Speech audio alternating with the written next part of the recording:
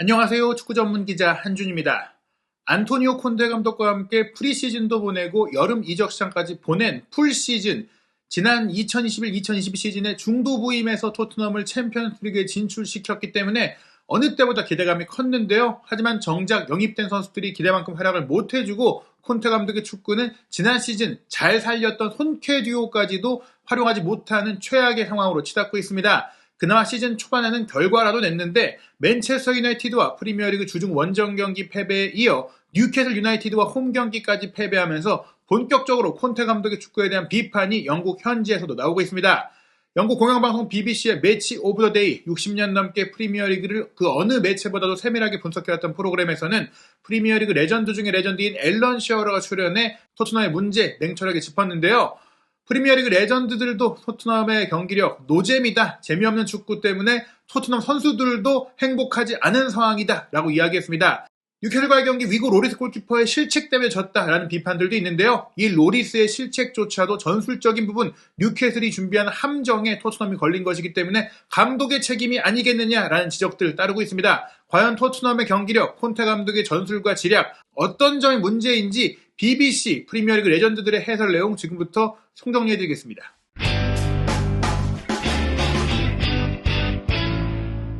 본격적인 이야기에 앞서 한준TV를 후원하고 있는 VPN 서비스 서프샤크에 대해서 소개합니다. VPN 서비스는 원하는 지역으로 IP를 설정해 개인정보를 보호해줍니다. 어느 곳에 가더라도 제한 없이 각종 온라인 서비스를 이용할 수 있죠. 비행기 티켓 구매와 자동차 대여 비용 및 위치에 따른 가격 차별 문제, 공공 와이파이 사용 시 해킹 위험에서 지켜줍니다.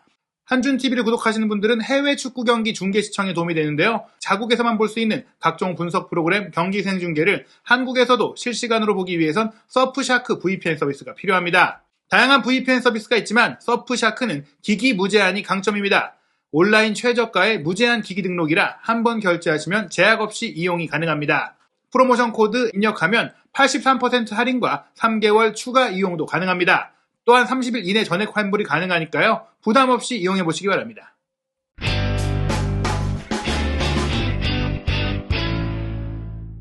매치 오브 더 데이 말씀드린 대로 프리미어리그 명예의 전당 1호이자 역대 최다 득점 선수였던 앨런 시어러, 뉴캐슬의 레전드이기도 하죠. 뉴캐슬의 활약에 기뻐하면서 출연해서 설명을 했고 또 웨일스 대표 수비수 출신이자 프리미어리그에서 오랜 경력을 갖춘 센터백 출신 애슐리 윌리엄스가 출연해서 공격과 수비, 중원 경기력 등 모든 부분에 대해서 세밀하게 분석을 했습니다. 먼저 앨런 시어러는 이날 경기 뉴캐슬의 압박과 경기 구조 그리고 팀 선수들의 스피릿까지 좋다고 했는데요. 뉴캐슬이 완벽하게 갖춰준 모습이었다라면서 후토크 분석 시작했어요. 압박, 함께 플레이하는 방식, 대단한 팀 정신까지 모든 걸 보여줬다고 하면서 뉴캐슬은 모든 선수 한 명 한 명이 자기 역할이 무엇인지 정확하게 알고 있었다라고 하면서 전술적으로 잘 입혀졌다. 감독의 색깔이 잘 녹아들었고 감독의 플레이를 잘 구현하는 그런 플랜 이행 능력이 뛰어났다라고 얘기했습니다. 이것은 팀의 전략 전술이 선수들과 잘 맞아떨어졌다는 얘기고 콘테 감독의 토트넘이 그러지 못하고 있는 것을 조금 우회적으로 비판할 수도 있는 내용이었는데요. 먼저 뉴캐슬 굉장히 좋은 압박을 펼쳤는데 그 압박 구조부터 설명을 합니다.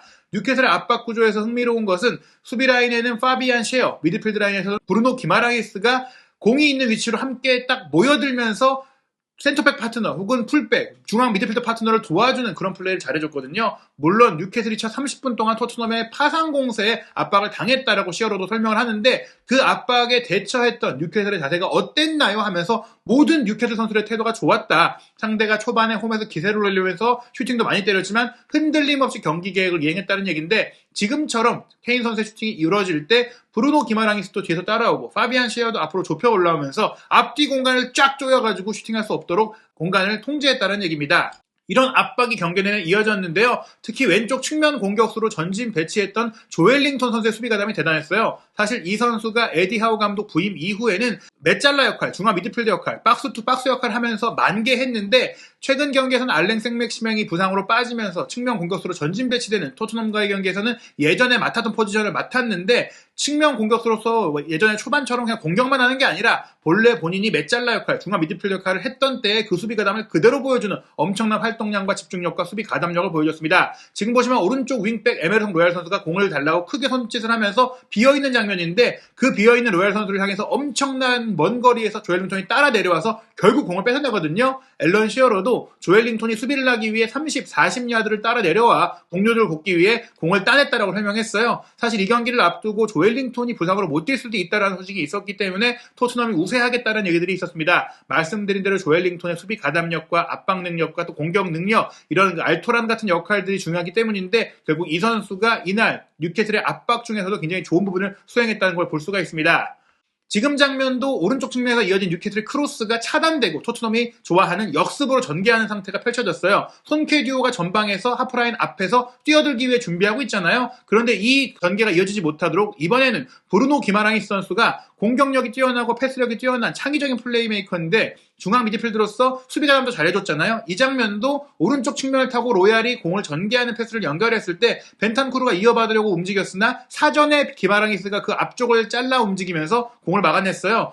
공을 잃은 이후 뉴캐슬의 반응을 보세요라면서 시어러는 뉴캐슬이 대단한 압박을 펼쳤다. 공을 잃고도 실망하거나 낙담하는 게 아니라 어떻게 공을 다시 가져올지만 생각을 했다. 토트넘의 역습을 어떻게 저지할지만 생각하고 뛰어들었다라면서 경기 내내 고개를 떨구지 않고 항상 집중한 채로 상황에 맞춰서 대응했다는 것입니다. 강한 정신력이 바로 이런 거예요. 몸을 던지고 거칠게 하고 이런 게 아니라 어떤 상황, 우리가 어떻게 좀 불리해 줄 수 있는 상황에서도 평정심을 잃지 않고 그대로 플레이를 이행하는 것인데요. 이 장면은 로리스 골키퍼의 패스 미스 이후 추가골이 나왔던 결승골을 허용했던 장면인데 지금 보시면 로리스 골키퍼가 왜 이렇게 좀 부정확한 패스를 했느냐. 뉴캐슬 선수들이 선수마다 딱딱 붙어가지고 전면 압박을 펼치고 있어요. 공을 줄 곳이 없었는데 일부러 세센용 쪽만 조금 헐술하게 막고 있었습니다. 왜냐? 이쪽으로 공을 전개해서 잘라내기 위한 준비를 한 겁니다. 앞에 있었던 알미론이 랑글레 선수와 거리가 좀 벌려져 있으니까 랑글레가 알미론을 막기에 좀 거리가 있으니까 세센용과 랑글레 사이를 노린 것이다. 세센용이 공격을 전개하다가 잘릴 경우 랑글레의 1대1 수비력이 약하니까 거기를 노리자라고 생각해서 위고 로리스 골키퍼가 그쪽으로 킥을 전개하도록 다른 쪽은 타이트하게 막고 그쪽만 덜 타이트하게 막은 것입니다. 뉴캐슬의 압박은 로리스의 패스 미스를 유도했다라고 했는데요. 어떻게 유도했느냐? 그쪽으로 공이 오도록 해놓고 롱스테프가 일부러 그쪽을 이미 달려들어서 헤더를 잘라내도록 도살이 있었던 거예요. 로리스가 세세뇽에게 롱패스를 연결했는데 어느새 달려들어온 롱스테프가 이 공을 따내면서 알미론이 이때 근거리로 내려와서 공을 받아주고 돌아 움직였거든요. 말씀드린 대로 랑글레가 멀찍이 뒤에 떨어져 있었기 때문에 알미론이 자유롭게 공을 잡을 수가 있었고 롱스테프는 이쪽으로 공을 압박을 유도했기 때문에 사전에 준비하고 세세뇽 앞에서 잘라낼 수가 있었던 겁니다. 게다가 앨런 시어러의 설명은 뉴캐슬 선수들이 이미 로리스의 후방 골키퍼로서의 킥 능력이 최고가 아니라는 것을 알고 있었고 공을 차단할 수 있는 쪽으로 전개하도록 유도해서 결국엔 실제로 로리스가 좋은 패스를 하지 못했고 뉴캐슬 선수들이 근거리로 압박해서 잘라냈고 그 다음에 이제 알미론이 공을 잡고 단독 돌파로 치고 들어가서 골까지 넣었는데 앨런 시어러는 이 장면 토트넘 관점에서 보자면 수비가 형편없었다고 할 수 있겠지만 뉴캐슬의 관점에서 보자면 공격이 훌륭했고 또 알미론의 관점에서 보자면 마무리 능력을 제대로 보여줬던 뉴캐슬이 잘한 장면이기도 하다 이렇게 얘기했어요. 토트넘의 실수를 유발했고 그 유발한 실수를 잘 살렸던 뉴캐슬을 칭찬했는데 결국에는 이제 토트넘이 이런 함정에 걸려들었던 부분에 있어서 감독 간의 수싸움, 경기를 사전에 준비하는 싸움에서 진 것이다. 에디 하우 감독이 콘테 감독의 지략 대결, 전술 대결에서 앞선 것이다라고 볼 수 있겠습니다. 이런 압박과 유도와 또 빌드업을 괴롭히는 플레이를 전혀 토트넘 선수들은 대응하지 못했고 뉴캐슬은 토트넘이 어떻게 플레이하는지 철저하게 분석했기 때문에 그 약점을 파고들면서 자신들의 장점을 보여줬으나 토트넘은 자신들의 장점도 보여주지 못하고 뉴캐슬의 장점도 제어하지 못했으니 감독 싸움에서 토트넘이 진 것이다라고 볼 수 있겠습니다. 앨런 시어러는 이 장면에 대해서도 비슷한 장면이라고 소개했는데요. 계속해서 뉴캐슬이 이렇게 압박하고 공을 빼앗아냈다. 이 장면 같은 경우에는 이제 왼쪽에서 세세뇽이 올라올 때 뉴캐슬 선수들이 압박하기 위해 움직였잖아요. 근데 세세뇽이 그 압박을 풀어내고 결국 손흥민 선수에게 패스까지 했어요. 하지만 여기서 압박이 들어왔기 때문에 정확한 패스가 되지 못했고 앞에서만 압박한 게 아니라 오른쪽 풀백인 트리피어가 또 함께 압박하기 위해 올라와서 결국엔 손흥민 선수가 공을 잡는 순간에 뺏어냈기 때문에 두 번째 전개에서는 확실하게 공을 따냈다. 그리고 다시 공격에 나설 수 있었다. 그리고 이런 장면이 경기 내내 이어졌다는 겁니다. 한 번, 두 번, 세 번 계속해서 연쇄 압박을 통해서 결국에는 토트넘의 플레이가 연결되지 못하도록 끊어내고 끊자마자 역습하는 전술이 펼쳐졌다는 겁니다. 이 장면 같은 경우에 역시 앞서 말씀드린 대로 조엘링턴이 왼쪽 측면 공격수인데 왼쪽 측면 미드필더 내지는 왼쪽 중앙 미드필더처럼 정말 수비를 많이 해줬다는 것인데요. 벤탄쿠르 선수가 그나마 토트넘에서는 좋은 운반 능력과 드리블 능력과 패스 능력을 보여줬는데 조엘링턴이 벤탄쿠르를 따라와서 맞고 공을 끊어내는 장면들이 나왔죠. 토트넘이 공격할 때 항상 이렇게 조엘링턴이 수비를 했다라고 소개하고요. 이렇게 뒤로 따라 내려오는 수비뿐 아니라 전방 압박도 조엘링턴이 잘했어요. 지금은 오른쪽 센터백인 산체스가 공을 잡는 순간 조엘링턴이 달려들어서 그 공을 뺏어내고 공격을 전개하는 장면인데 마지막에 다이어의 태클에 차단되긴 했지만 어찌됐거나 한 번, 두 번 다가서고 압박하면서 결국에는 공을 따내는 이런 플레이, 한 번 압박이 실패했다고 해서 포기하고 뒤로 내려서는 게 아니라 계속해서 압박해서 끝까지 공을 따내는 뉴캐슬의 이런 압박 그물과 압박 정신이 대단했다라고 칭찬했습니다. 지금 장면은 후반전에 이제 조엘링턴 선수가 조금 지친 모습을 보이자 아예 미드필드로 내리고 왼쪽 전방에 머피를 투입했는데 머피가 들어갔을 때 수비가 좀 아쉽지 않겠냐 생각을 했지만 머피가 그대로 조엘링턴이 했던 전방에서의 압박 역할을 소화해주니까 경기 구조가 흔들리지 않고 마지막에도 토트넘이 경기를 풀어가기가 어려웠습니다. 앨런 시어러는 머피가 교체로 들어온 뒤에도 자신의 역할을 잘 알고 플레이했다고 했는데요. 뉴캐슬의 플레이가 똑같이 전개됐다고 하면서 지금 보시면 산체스 쪽으로 머피가 압박했잖아요. 그 압박을 피해서 산체스가 다이어에게 패스하죠. 머피의 압박은 실패했지만 다른 선수가 따라가는 거예요. 윌슨이 이번에는 다이어 쪽으로 따라갑니다. 다이어가 공을 잡았을 때 윌슨이 가서 압박하니까 다이어가 또 여유를 갖기가 어렵고 그래서 왼쪽에 랑글레에게 패스하게 되잖아요. 랑글레에게 패스하려고 하니까 이번에는 알미론이 압박합니다. 알미론이 압박하러 가니까 랑글레가 이제 왼쪽 윙백 쪽으로 이제 패스를 전개하는데 그 패스를 결국에는 롱스테프가 따라가서 차단해냅니다. 이렇게 한 명, 두 명, 세 명, 네 명이 계속해서 몰아가고 토끼몰이 하듯이 거기에 부정확한 패스를 유발하면서 차단하고 또 역습을 전개하거나 상대의 역습을 저지하는 토트넘의 공격 속도를 늦추는 그런 준비가 팀이 대단했다. 앨런 시어러는 뉴캐슬 팀 전체가 대단한 플레이를 펼쳤다라고 계속해서 칭찬을 했습니다. 결국에 이런 압박 때문에 토트넘의 후방 패스 정확성이 떨어졌고 그러면서 계속해서 기회를 헌납하고 역습을 당했는데 이 장면도 로리스 골키퍼가 압박을 당했기 때문에 머피가 달려 들어왔기 때문에 부정확한 킥을 길게 차냈고 이 킥이 또 롱스테프에게 잘리고 다시 뉴캐슬이 공격하고 이런 상태가 계속해서 반복됐다고 했습니다. 앨런 시어러는 이 경기는 계속 이런 장면만 이어졌다고 하면서 로리스가 부진한 경기를 했는데 그 이유는 뉴캐슬이 높은 곳에서 압박을 했기 때문이다. 뉴캐슬의 이날 경기를 지켜보는 건 정말 대단했고 장엄했다라면서 뉴캐슬이 압박에 미학을 보여줬다고 설명했는데요. 이렇게 찬사를 내놓으니까 진행자들이 뉴캐슬 선수 출신이자 뉴캐슬 레전드고 뉴캐슬을 공개적으로 응원하는 시어러에게 너무 그 사심이 많이 들어간 거 아니냐 얘기하니까 시어러가 환하게 웃으면서 정말 보기 좋았고 이 경기를 행복하다고 했어요. 사실 시어러가 이렇게 중립을 안 지킨 게 아니라 뉴캐슬이 어떤 플레이를 잘했는지 설명하면서 본인이 또 뉴캐슬 출신으로서 이런 얘기를 하는 것, 표정을 보이는 것은 문제가 없기 때문에 어찌됐거나 이제 시어러가 뉴캐슬이 잘한 것들을 분석을 해줬는데요. 다음은 그렇다면 애슐리 윌리엄스가 토트넘의 플레이는 무엇이 또 문제였는지 토트넘의 관점에서 살펴봤는데 일단 뉴캐슬의 압박이 토트넘을 고전하게 한 것은 맞지만 그 압박에 대처했던 토트넘은 움직임이 부족했다. 움직임을 잘해줘서 패스 코스를 찾아서 그 압박을 피해서 공을 전개해야 되는데 토트넘 자체가 이런 문제로 어려움을 겪었다고 했어요. 바로 초반 장면인데 지금 보시면 뉴캐슬이 강하게 전방 압박을 하니까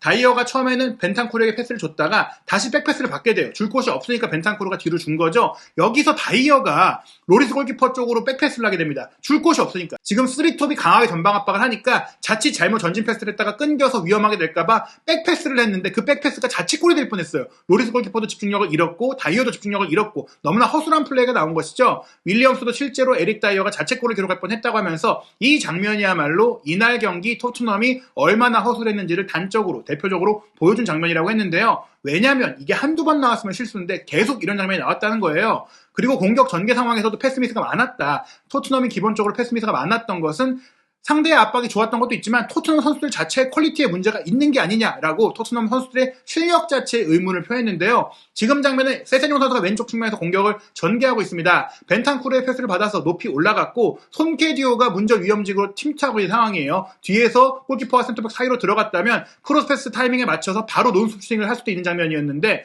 세세뇽이 좋은 위치를 차지했으나 조금의 퀄리티만 있었다면 좋았을 것이다. 즉 퀄리티 부족이 나왔다.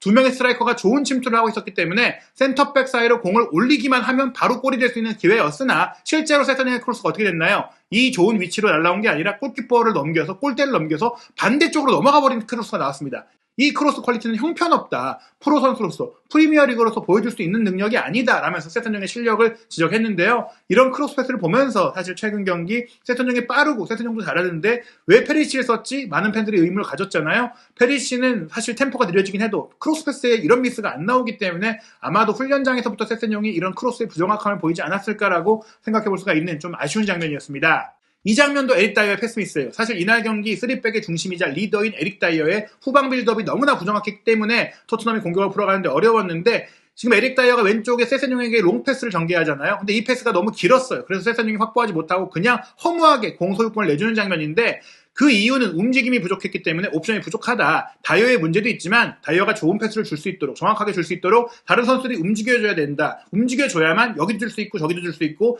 상대 압박이 흔들려갖고 옵션이 늘어나는데 그게 없으니까 또 서둘러서 패스하게 되고 그러니까 이런 패스 미스가 나온 것이다라고 설명을 합니다.